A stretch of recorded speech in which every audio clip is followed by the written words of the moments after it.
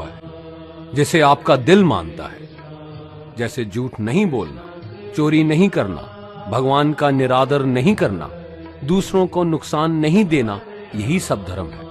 और हर आत्मा को अपने जीवन काल में हर समय धर्म का पालन करना होगा और उसकी रक्षा करनी होगी। दूसरा द्वार अर्थ का है और घोड़ा इसका प्रतीक है।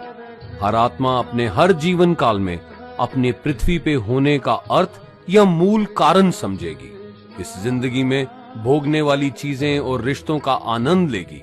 अच्छा बेटा या अच्छी बेटी, अच्छा भाई या अच्छी बहन, अच्छा पति या अच्छी पत्नी बनके हर दुनियावी रिश्ते पर खरी उतरेगी और इस परीक्षा को पास करेगी। तीसरा द्वार काम का है। भगवत गीता समझाती है कि हर मनुष्य के अंदर काम, क्रोध, लोभ, मोह, अहंकार और ईर्ष्या जैसी 6 भावनाएं हमें अपने और दूसरों के प्रति नुकसान पहुंचा सकती हैं। इन भावनाओं को हर मनुष्य को हमेशा अपने नियंत्रण में रखना होगा, क्योंकि इनके बहाव में किया हुआ कोई भी काम हमारे जीवन भर की परेशानी का कारण बन सकता है।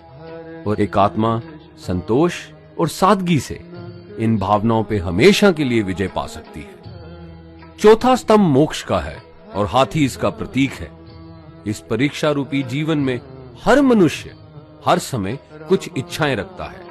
कुछ इच्छाएं एक ही जन्म काल में पूरी हो जाती हैं, पर कुछ अधूरी रह जाती हैं और उनके पूरा होने के लिए आत्मा को वापस पृथ्वी पे आना पड़ता है। भगवत गीता समझाती है कि हमारी इच्छाएं ही मूल कारण हैं हमारे पृथ्वी पे वापस आने का, और अगर हम कोई भी इच्छा ना रखें तो हम इस जीवन और मृत्यु से मुक्त हो सकते हैं। ये द्वार माफी का भी है।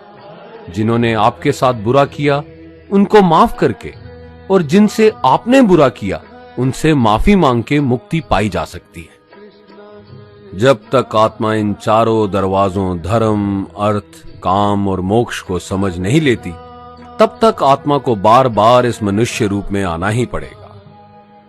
परीक्षा का समय खत्म होते ही आत्मा शरीर और अन्य सब वस्तुओं का त्याग कर देती है। जो भी संसार में रहकर बनाया वो अब किसी और का होगा और आत्मा अपने कर्मों के फैसले के लिए चली जाती है। आत्मा के अच्छे बुरे कर्मों का हिसाब होता है। अपने अच्छे कर्मों के लिए आत्मा कुछ वक्त के लिए स्वर्ग और दुष्कर्मों के लिए नरक में चले जाती है।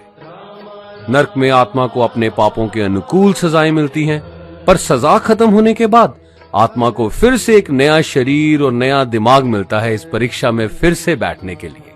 और हर परीक्षा में वही सब फिर दोहराया जाएगा, जिंदगी के 4 स्तंभ धर्म, अर्थ, काम और मोक्ष को समझने के लिए।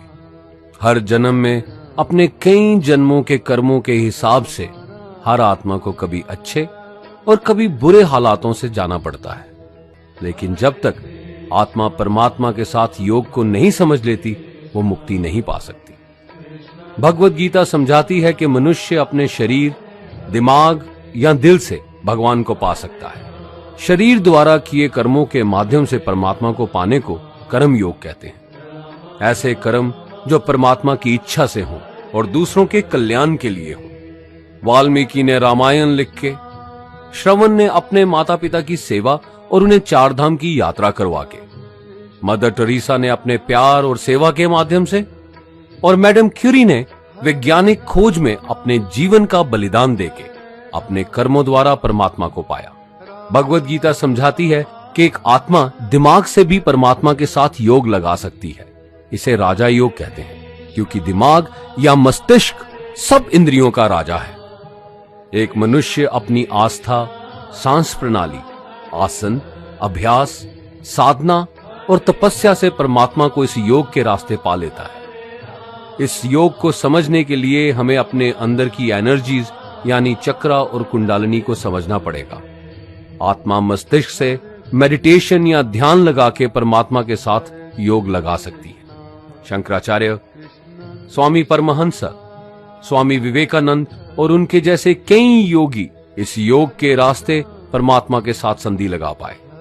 परमात्मा भगवत गीता में कहते हैं कि अगर किसी आत्मा को धर्म ना भी समझ आए, योग ना भी समझ आए, पर अगर वो मेरी शरण में आ जाए तो मैं उसके सारे पाप माफ कर देता हूं। परमात्मा को ऐसी दिल की गहराइयों से पुकार के पाने को भक्ति योग कहते हैं। चैतन्य महाप्रभु, मीराबाई और भगवान हनुमान इस योग के सबसे बड़े उदाहरण हैं। लेकिन कभी आत्मा अपने होने का मूल कारण भूल के धर्म का उल्लंघन करे या पाप के रास्ते पे निकल जाए तो उसे ठीक करने के लिए परमात्मा खुद किसी रूप में पृथ्वी पे जन्म लेते हैं। आइए श्री भगवद गीता, गुरु ग्रंथ साहिब, तुरा, बाइबल, कुरान या ऐसी किसी भी दीनी किताब को पूरा पढ़ के इस जिंदगी के असली मायने समझें और परमात्मा के साथ योग लगाएं।